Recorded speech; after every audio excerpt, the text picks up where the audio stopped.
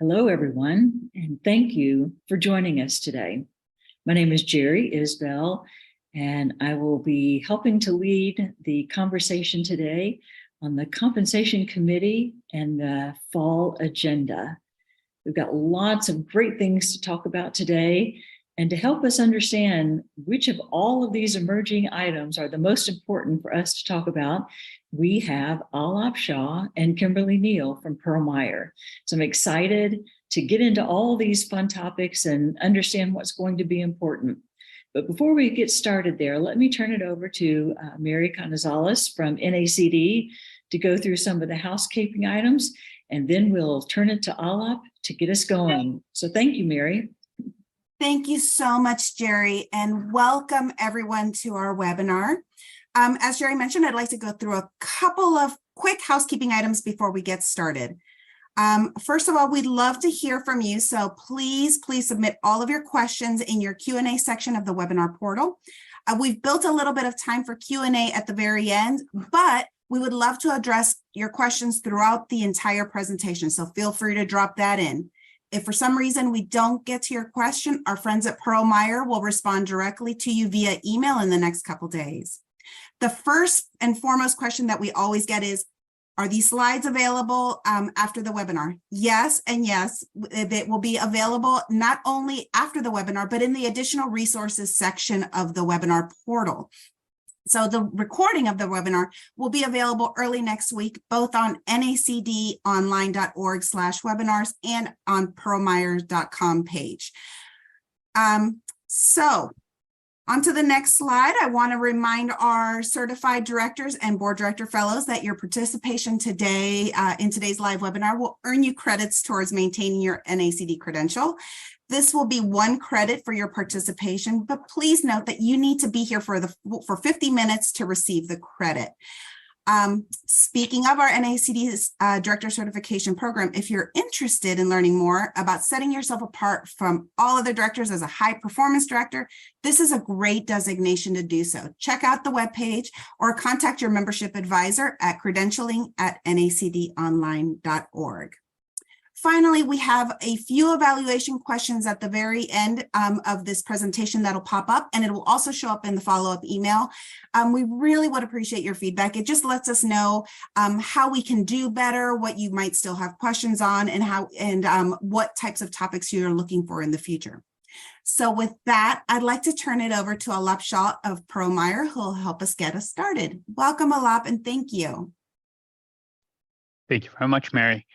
And so, as Jerry indicated, thank you all for joining us today. I think today we're going to have a pretty engaging conversation around what are some of the upcoming issues and ideas for the Compensation Committee calendar going into 2024.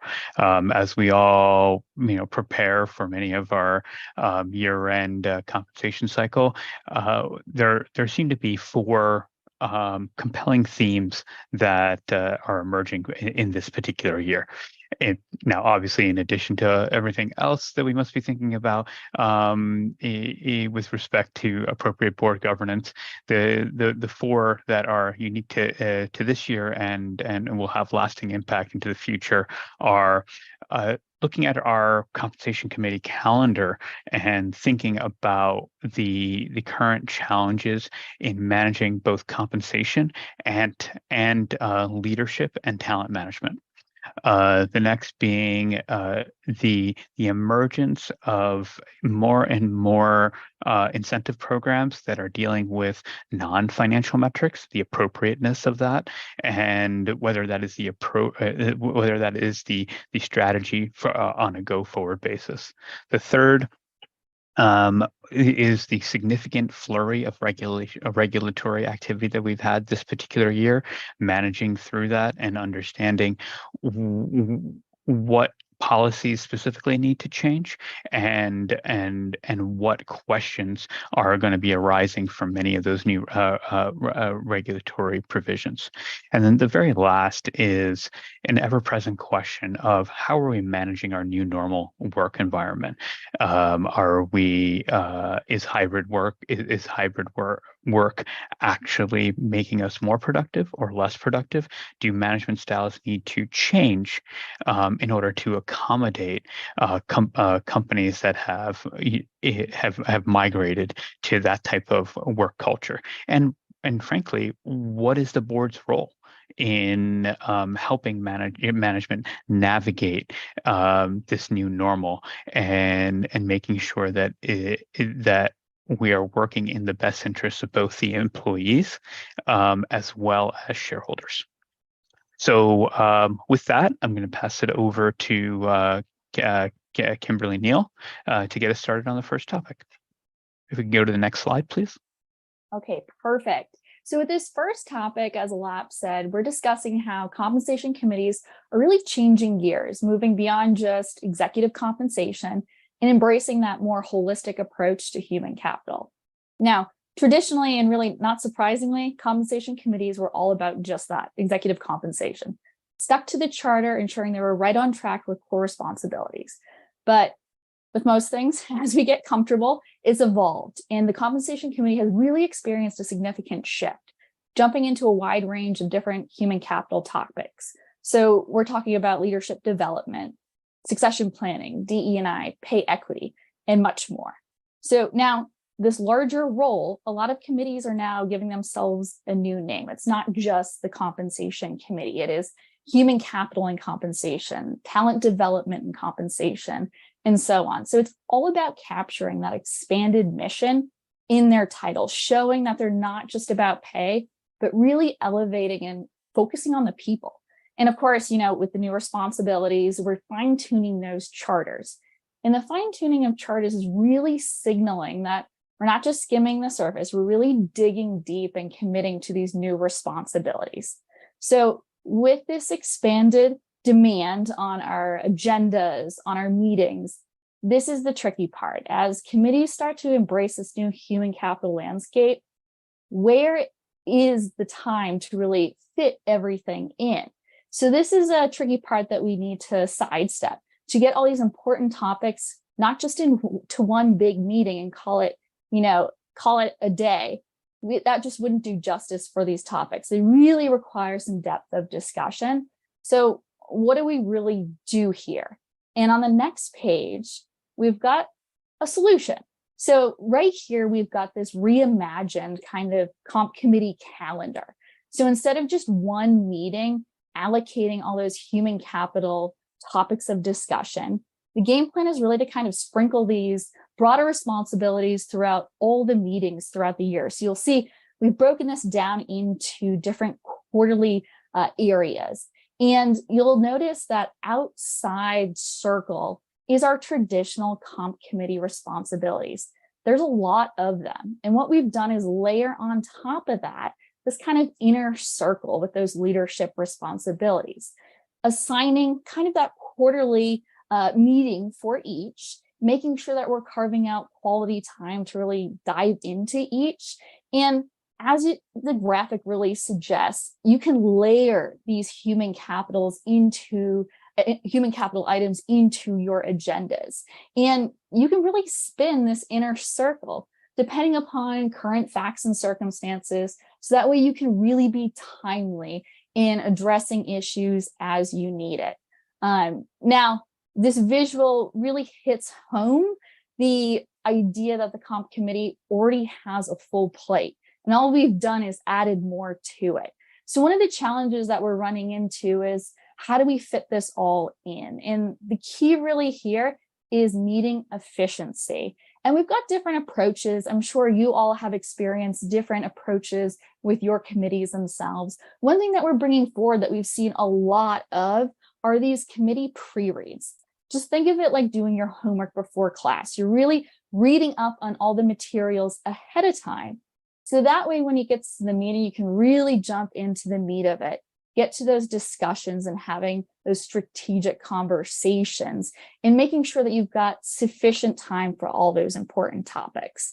So I think this graphic here really helps you digest all the demands that we're asking of our comp committees these days. And that's just kind of our perspective. I would ask Alap or Jerry, what are you seeing? What are you experiencing with the complications of expanding those responsibilities? Yeah, go ahead, Jerry, please. Go ahead. Oh, no. One of the things I was actually going to pose a question to you, Jerry, to build on Kim, is that there are a lot of items on this graphic here, and I think it's a starting point in terms of understanding what a company specifically needs to do. But there are also, some items that are, potentially missing from here. And I know in an initial conversation, Jerry, one of the things that you said was very important in the boards that you're involved with is doing a pay equity study. Mhm. And so I think that is an evolving practice for many organizations, and whether that's something that's done on an annual basis or a periodic basis. But would you mind talking about that and your views on sort of where that would fit into the overall calendar? Yes, thank you for the question. As Kimberly has already talked about, the compensation committee agenda keeps getting bigger and bigger, more things coming in, and you do have to really think through what's going to be the most important things for the committee to spend their time on, and what other is informational that you're going to read ahead of time. And so I think that approach is really, really on target. On the pay equity, I just think that is an incredibly important thing for the compensation committee to be reviewing at both of the boards that I serve on and serve on the compensation committee on. We do that annually. And, I would put it in like probably the 2Q governance section of the graphic here. And the way that we do this is, you'll do your detailed analysis at whatever job description level where you can have a grouping of categories of employees and look at the average pay within those groupings, for, a male employee, a female employee, a minority, a non-minority, and compare up how we're doing job by job by job, not job, but job category. So it's a grouping of people. But I'll tell you one other thing that we do at in each of my companies from an analysis standpoint is we take out the CEO because that's the largest pay, but we just do a complete straight up average male, straight up average female, straight up minority and non-minority. And what that does is it takes all the noise out and it just looks straight up, where are your averages? And, if your averages can be with fairly close, then that you've got people properly spread out through the organization. But if you've got a gap in there, then, potentially your females or your non-minorities could be in the lower level jobs and your majorities could be in the higher level jobs. And it just really makes it a stark look at it for you, because category by category, you can have reasons why things might be the way they are. But let's take it to another level and just stand back from it and say, what is this information telling us? So we look at it on the base pay side, and we also look at it at our equity grants just to see how we are doing granting equity across the organization, because that is an important way to look at our people and how all of the compensation is being spread out amongst our organization. So I think it's a really important and very much needed exercise. And what it also does is when you share that, however broadly you want to share it, not the specifics, but broadly inside the organization, that the company actually does do a pay equity analysis, that gives a level of comfort to an employee that this stuff is really being looked at. And I think there's a real high value in that, real high value. So I'm going to talk about succession planning too, but I'd like to hear what you're finding at your companies compared to what I've described. No, I mean, I think you said it well, Jerry. I mean, I think looking at the pay equity statistics in a multitude of ways at different levels, and also sort of an overall average makes a lot of sense, and is consistent with what we're seeing elsewhere as well. So I think the approach that you've laid out is quite comprehensive. Now, one other thing, and you sort of teed up the topic of succession planning, is you can see here in the top left quadrant a review of succession planning and talent gaps. Now, for many organizations, it makes sense to do that at one particular meeting. Some organizations do it as a joint meeting between compensation committee and nominating gov. I was in a compensation committee meeting last week, and they actually we had a pretty extensive review of succession planning for multiple layers in the organization. And one of the things that came out of that was a request by this was the comp chair specifically, and the committee agreed to have a quarterly review on succession planning. So what has changed, any additional sort of understandings about the particular individuals that were being targeted in the process. So I thought that was a really a good way to sort of have the committee and then the overall board keep a real sort of finger on the pulse. And Jerry, when we were discussing this earlier, you had mentioned a practice that was also maybe potentially unique amongst the boards that you work with. Yes. Yeah, I think, as the board, one of our prime responsibilities is CEO succession. And so you have to be spending time on succession planning within the company, but it doesn't just start with the CEO and their direct reports. It's down into the organization too, because you want that buildup of talent through the company.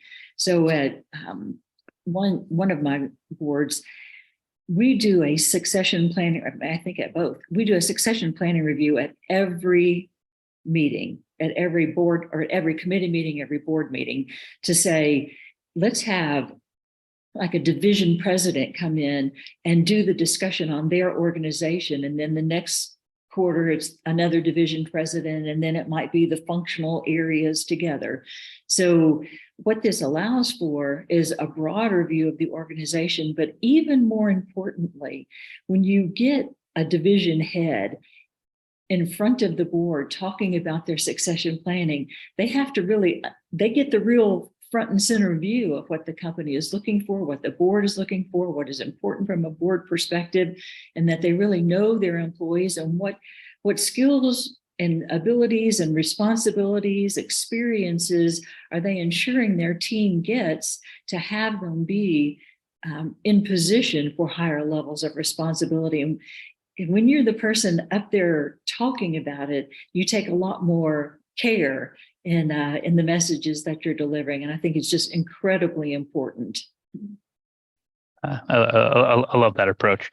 One of the questions that came in through from the audience is that audit committees have this designation of a financial expert needing to be on the audit committee. And, are we seeing sort of a trend or a push to have more of a human capital expert as part of the compensation committee? So at least from, our perspective, we're not seeing a requirement of that happening. However, we are seeing more and more boards, when they are recruiting directors, looking for that profile of individuals that have a human capital expertise, whether it be somebody who was actually came up through the HR organization, or just has dealt with significant human capital issues.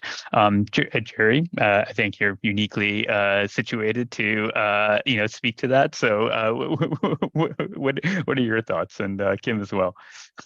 All I'd say, I'm seeing the exact same thing. I've not heard any movement towards requiring the designation, but many boards, from a recruiting standpoint, are looking to add a human capital expert or someone who's very familiar with the human capital side. I think it adds value within the board, and many are seeking that. Kimberly, what are you saying? I would echo that exactly. I think it's going to be an organic movement to really have an expert. I don't think it will be a requirement. But as we move, and you can see this illustrative calendar, there's so many demands on the comp committee chair and the committee in general that the expertise is really going to be needed at some point. And I think we're just moving toward that.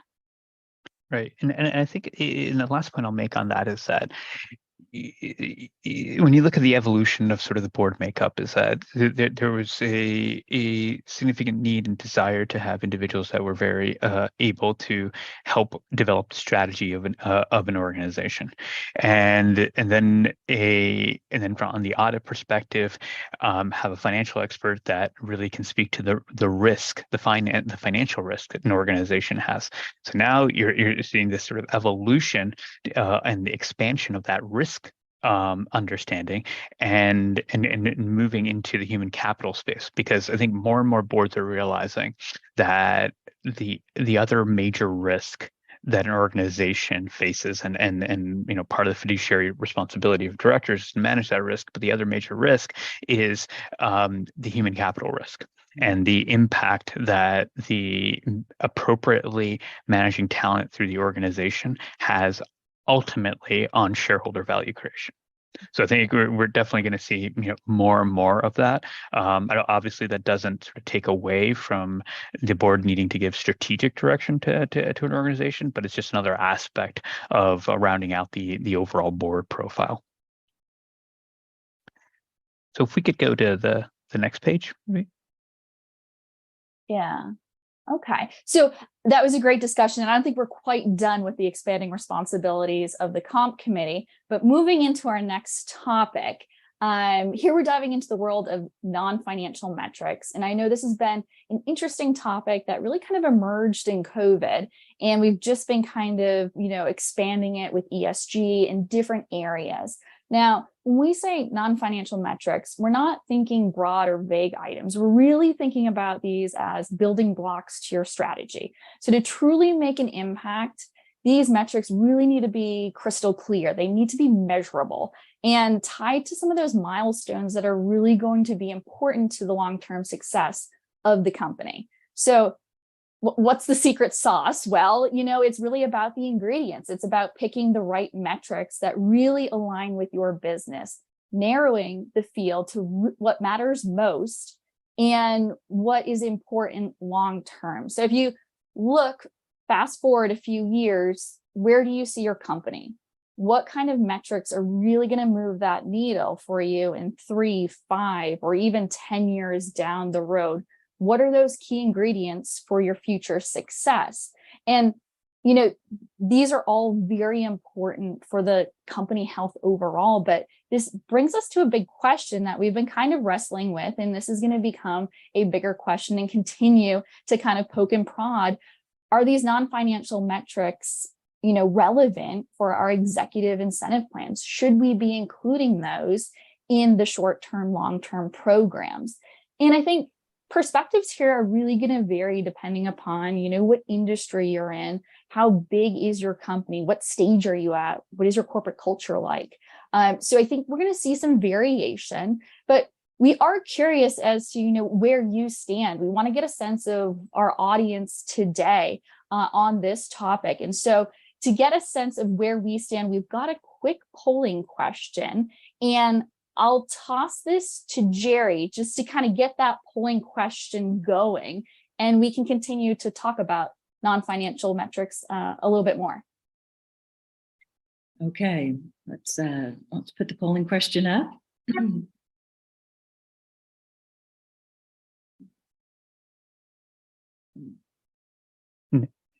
John, we were going to ask for the polling question to come up now, please. So as this question comes up, what we're really looking at is, how are companies handling this? Are you putting in, a metric in your short term, in your long term?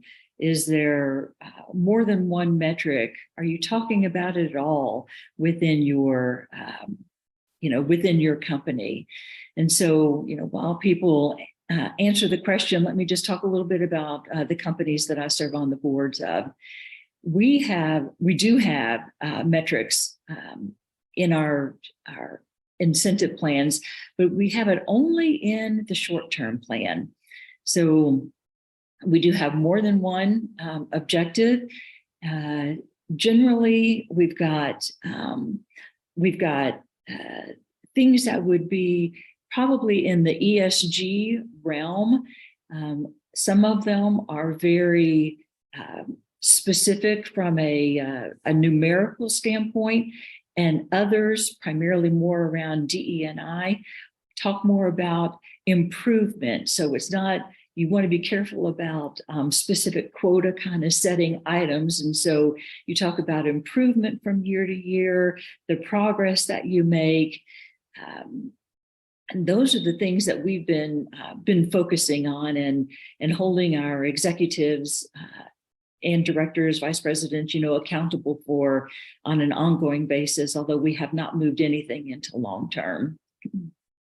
Jerry, I like the idea of improvement and not having specific quotas.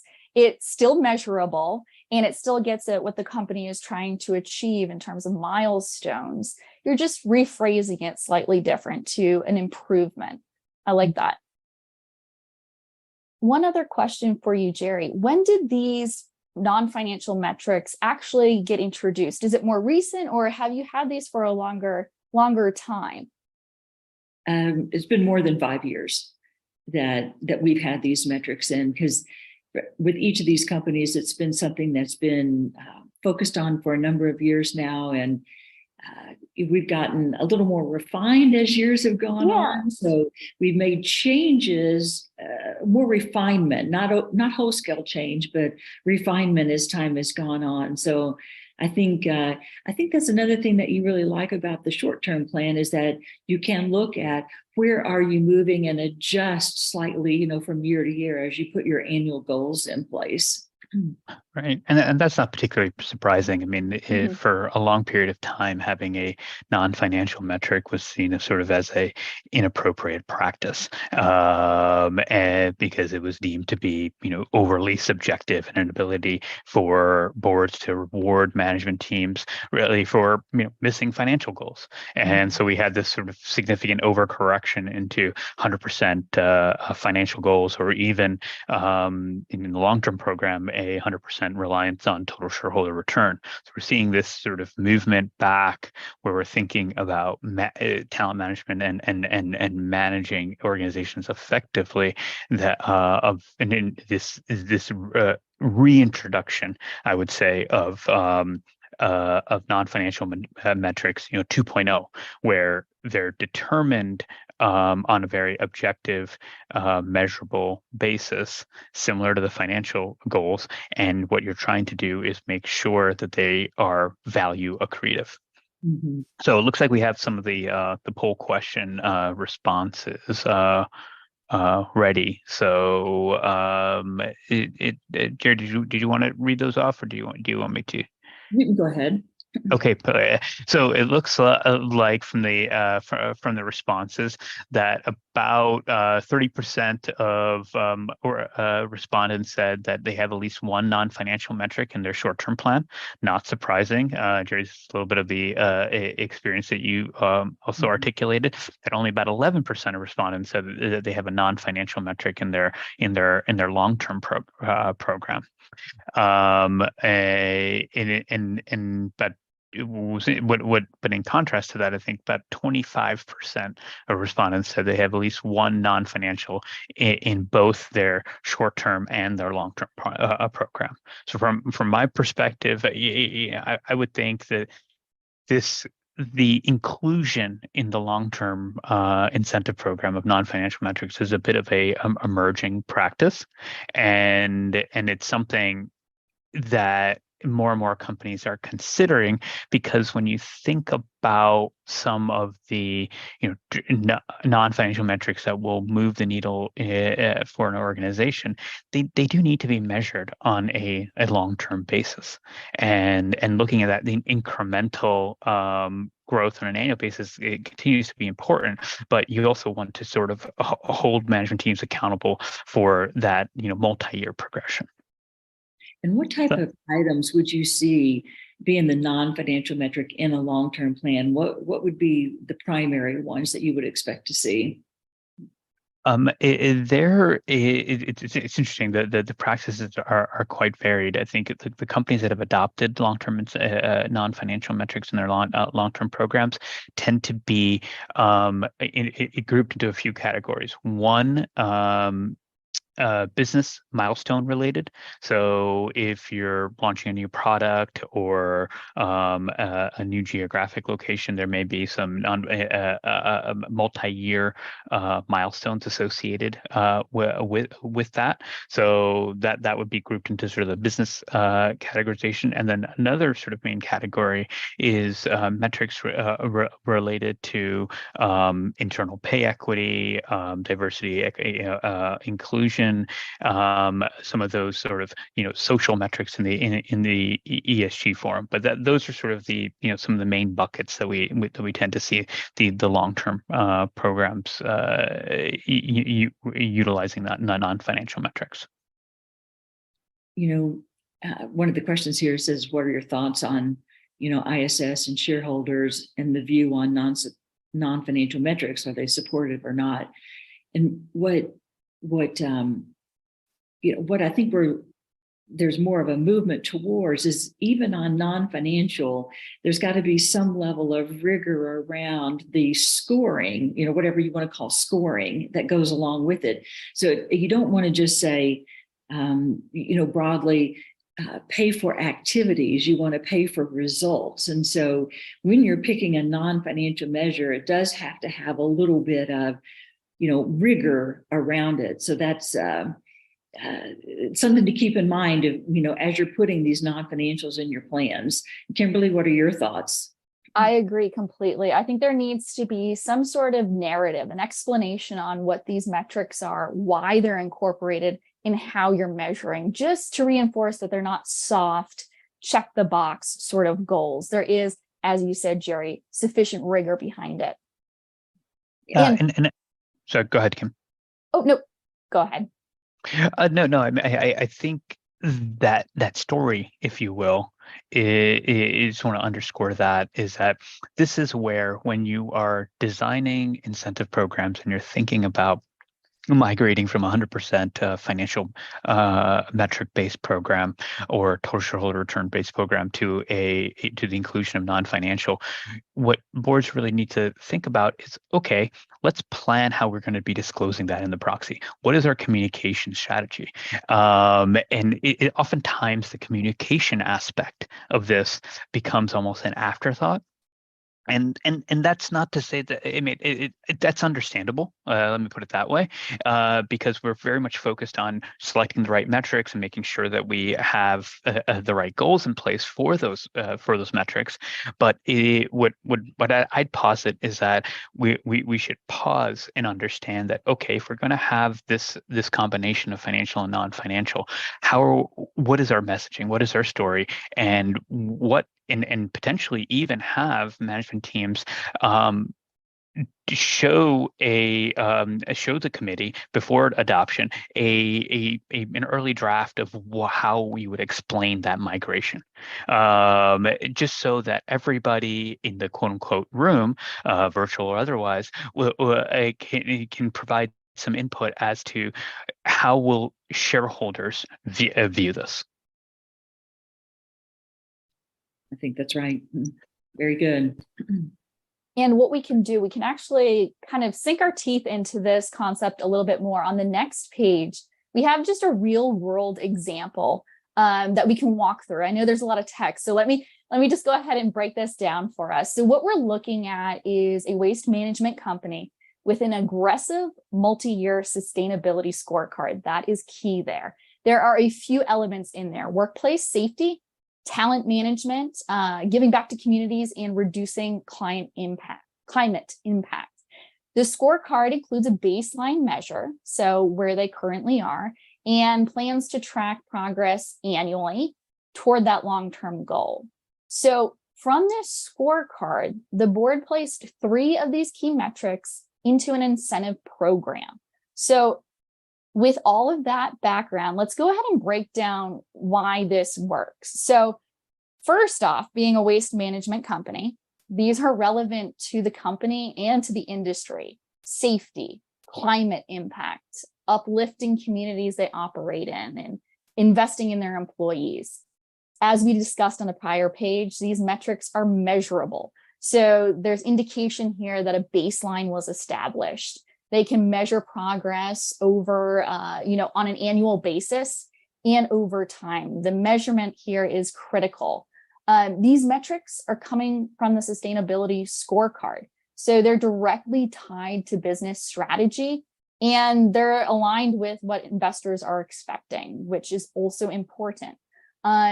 And finally, the metrics can be influenced by the executive team. They're laid out there. The team understands what they are and how they're being measured. And as we kind of found with that poll, these are becoming a little bit more prevalent, these non-financial metrics. So I'm actually not surprised with this last comment about, this aligning with the company's peer group in general. So a lot of these items that this waste management company outlined in their incentive programs kind of checks those boxes of what is proper when kind of introducing the non-financials into your incentive programs. At this point, Jerry, Alap, does anything jump off the page in this case study for you? Does anything resonate with what you're seeing in your own experience, or kind of vary a little bit? Yeah, I mean, one of the things I love about this example, and you underscored it sort of at the end there, Kim, is that it's clear that this was not the metrics selected were not driven by market prevalence.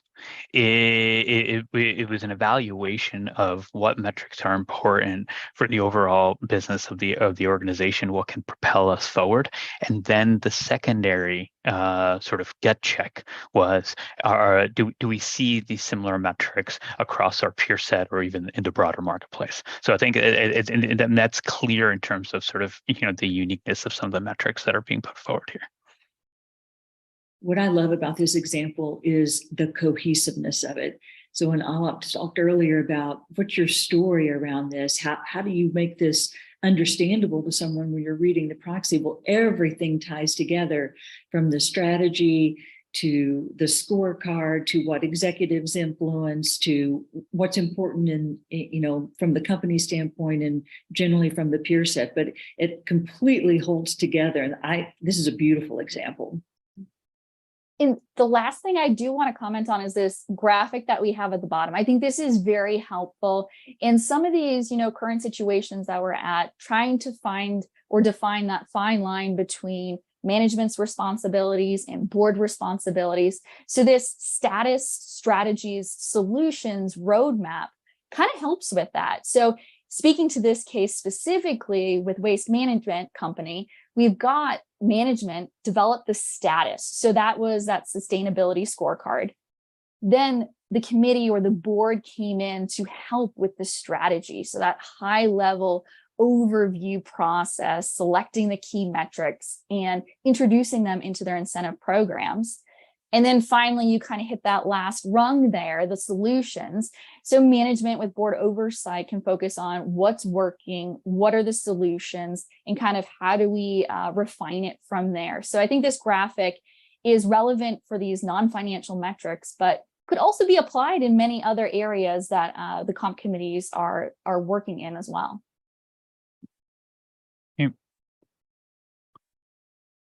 Great, thank you for that, Kim.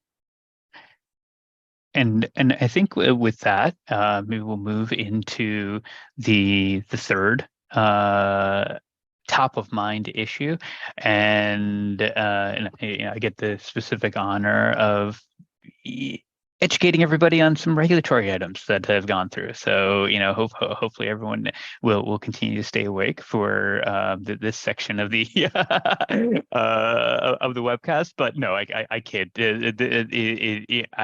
I'm sure many of you have spoken about most of these items in great detail. So I'm not going to spend a ton of time on going through the particulars of each of these things, but rather sort of mentioning some some of the implications. With this most recent proxy cycle, we've seen the disclosures on PVP, something that we were all scrambling to get right, and still probably scratching our heads as to whether or not we had it right, and what will be sort of next year's disclosure, and what are the implications of it. And that then was, quickly followed up by, finalized regulation on both clawback policies as well as trading programs, where both in terms of the clawback policy, we have come to a situation that, again, is a little bit of a head scratcher as to why certain things are included as part of the clawback, and how to actually administer it and calculate the actual clawback that needs to happen. But with some significant holes in terms of what we would have thought should be behavior that could necessitate a clawback. In terms of the trading programs, increased disclosure requirements, and enhanced complexity, and just the bottom two, a more of emerging practices on the evolution of pay transparency laws and non-compete bans. But both of those are continuing to be sort of an emerging practice, with more and more states as well as the federal government sort of taking enhanced interest. So if we go to the next page, you can see some of the implications on this. Is that basically on PVP, I think the big question here is that, what are we meant to do with the new compensation actually paid data, and how does that relate to the summary compensation table information and overall value creation? Are there going to be some conclusions that can be drawn as to the differences between target pay and actual pay received, and overall value creation? Is this going to be a new standard versus the calculations that many companies have done on realizable pay? On clawbacks, and Jerry, I think you sort of have a perspective here. One of the holes, if you will, in the clawback policy is what to do about addressing bad behavior and reputational harm, because as the clawback policy has been finalized, it is really focused on clawback based incentive vehicles that are based on financial metrics only. And so, Jerry, what is your experience in terms of how some of your companies have been handling any sort of clawback associated with bad behavior or reputational harm? To be clear, we've only written the policy. We haven't had to utilize it yet. Jerry, that's fantastic. Thank you for that clarity. It took the SEC a long time to come out with the final rules on clawback. So many companies wrote their clawback policies as they saw fit, as they thought would be appropriate inside their companies, and then just you make adjustments, based on what the SEC rules are. So in my companies, we did write it for restatement, and for financial restatement, and for bad behavior, reputational harm, because we see that as just as important, and we want the ability to be able to claw back earnings from someone that really caused damage inside the company. The SEC rules don't require you to write that in, but from a company board executive management standpoint, you want to have a look at that and say, isn't that just as important? And I personally think that it is. And then what you have to look at is who's going to be covered by your policy. Is it just your named executive officers? Is it everyone who would be considered a Section 16 officer? Is it vice presidents and above? And where do you want to draw the line on this? And so far, we've kept it more at the higher levels of CEO, direct reports, not going too far down in the organization because it's pretty brand new. And frankly, the executives are the ones that are in charge. And so we have kept it at the highest levels, but also where the highest pay is.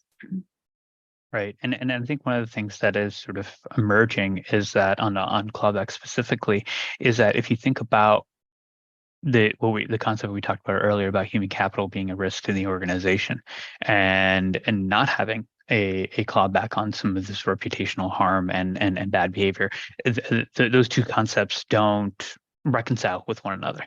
And so when as compensation committees sort of think about what is required and what is appropriate, I think they're going to have to wrestle with that particular challenge. And then the other point is that um, that currently the clawback is based on incentive vehicles that are tied to a financial metric.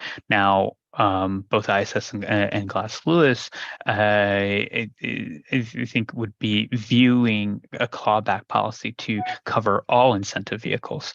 So we are seeing some movement with companies thinking about, okay, here's the regulatory standard that we need to meet, but also providing the committees with the discretion to claw back on other incentive vehicles as well, i.e. time vested restricted stock, time vested stock options, and any bonuses that are associated with non-financial metrics. So that I think as you review your clawback policies, which are meant to be in effect by December, but those are some questions that should probably be posed to the management team and thought through at the committee level. Mhm. So in the interest of time, I think we'll sort of go to, I want to make sure we hit our last category. Sort of, unless there's any other questions from the audience, I think we'll jump straight into a question that I think sort of pervades all our senses. We've been impacted by this sort of new norm in work, either through how we're working ourselves, how our family members are working, what we're reading in the newspaper, but everyone seems to be talking about what is the new normal in our work culture. And so to dig into that a bit, Promeyer launched a survey where we were able to ask some questions around how are people adapting to this new normal environment. And so you can see some of the survey results on the page. But I think rather than dig completely into each of those statistics, I think one of the big questions that we have is, are compensation committees sort of talking about this new norm in work culture? Are they digging deep into what a company's policy should be in terms of in the office, hybrid, work from home, or are we leaving it up to management teams? So Jerry, I'm curious, sort of the conversations that you've been involved in, is that how much is the not just the compensation committee, I should say, but the entire board involved in helping management teams figure out what the appropriate policies are? I think this is one of those areas where management's in charge of the day-to-day of the company, and the board is there for advice and counsel and strategic input. So I really believe that unless you work at the company and you're there day by day, you don't know what the culture is, what should be right inside the company. As the board, I would say that you might want to have a good eye on turnover statistics to see if you're getting a tick up in some areas that you've not seen before, and then dig underneath, what's going on here. Was there a return to work that employees are saying, oh, heck no, I've really liked all my flexibility, what is going on inside the company? But I really do see this as management is responsible here. Thank you for that. And as you can see from the sort of the data on the page, I mean, a good majority of respondents feel relatively good about the policy that they've come to. But I think one of the looming questions is around, how are we determining the future effectiveness of those policies and programs, and what is the real impact of the overall strategy? Because I think that's where the board can really guide a company and ask some of those questions. Is that are we assessing how effective our management of our team is? Are we growing the right leaders? Are they connected enough into the workforce if we have a hybrid strategy, or or even if we have a full 100% in the office strategy? Are we breeding even less engagement because many of the individuals that are being sort of asked to return to work are potentially doing it because they're being forced to, not because they see sort of the value in that connectivity. So I think some of those questions, and Jerry said it well, I mean, it's not necessarily the board's not necessarily getting into the details of the particular policies, but really asking the questions about what are the impact of those policies and how does that align with the type of organization we want to be for the future. And if we could go to the next slide, I think I just want to sort of, I think all of us in our initial read of some of this data were very surprised by that very first bullet point, which, and I'll just sort of read out loud to underscore the point, is that about 24% of the respondents say that their leadership style has not changed as a result of remote work. And about 60% said that it only changed slightly. So I'm going to do a little pregnant pause there for a second and sort of ask Jerry and Kim for some input on their views on that particular stat. I'll jump in here and say I was very shocked, and I have to say I know my style has changed significantly as an employee with this remote work.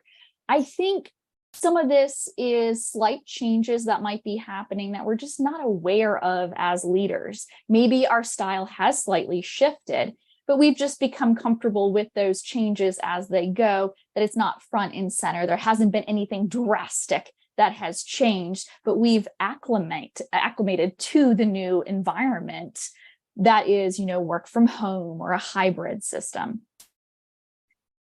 I think as a manager, if you've got employees 100% remote or, a hybrid schedule, you're going to have to be intentional about your connection to your employees. And it's not going to be seeing somebody in the hallway, stopping by somebody's, office.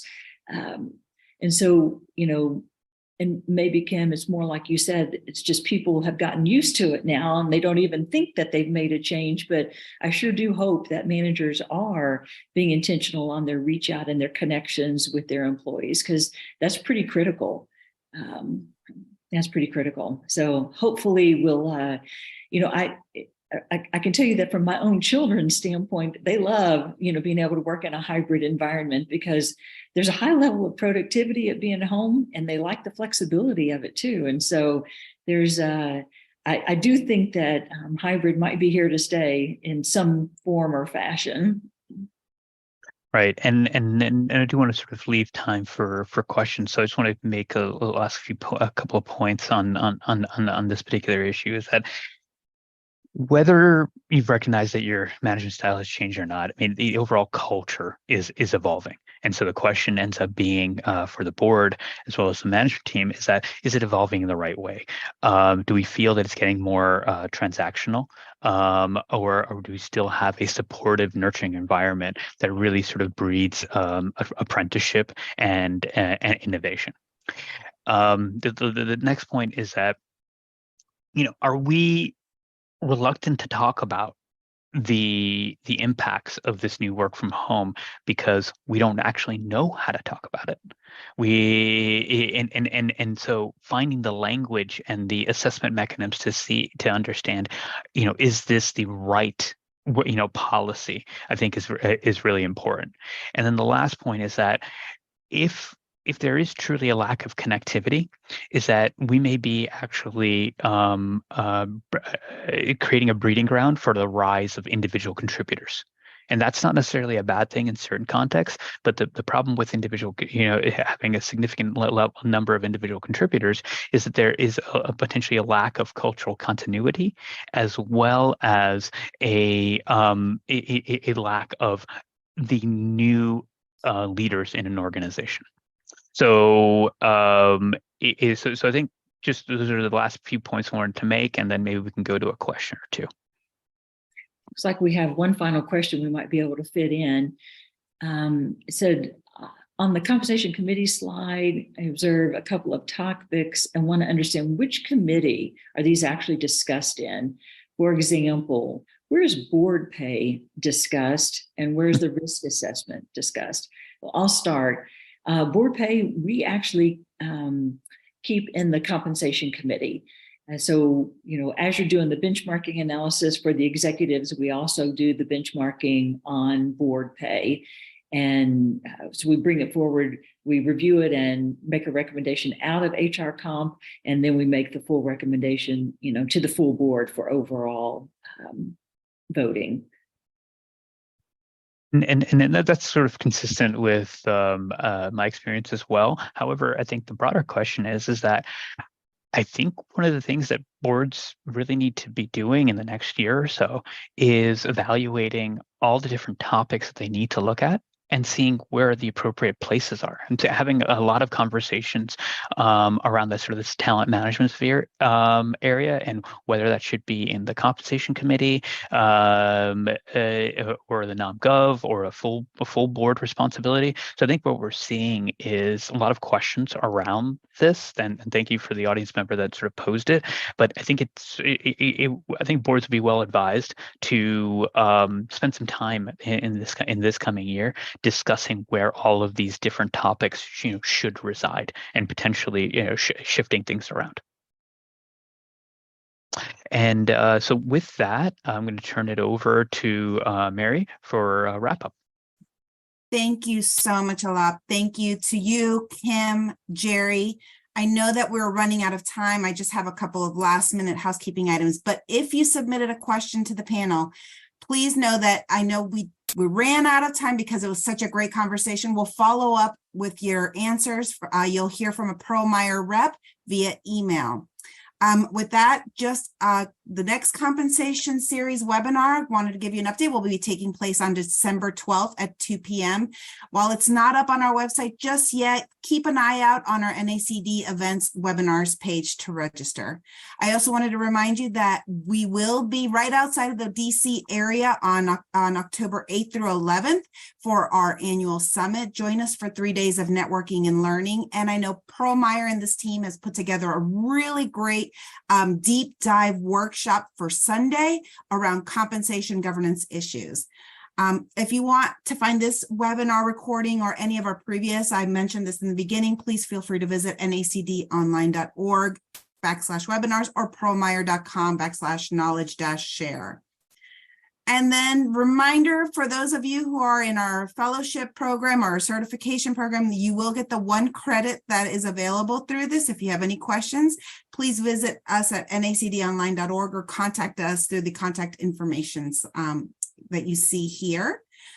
And finally, again, thank you so much to Jerry, to Alap, and to Kim for their amazing presentation. Before you go, audience, reminder, you will get that pop-up with the evaluation question. Just feel free to take a couple of minutes to answer these. It really helps us with your feedback. This concludes our program today. Thank you for joining us. We look forward to seeing you again on December 12th. Have a wonderful afternoon.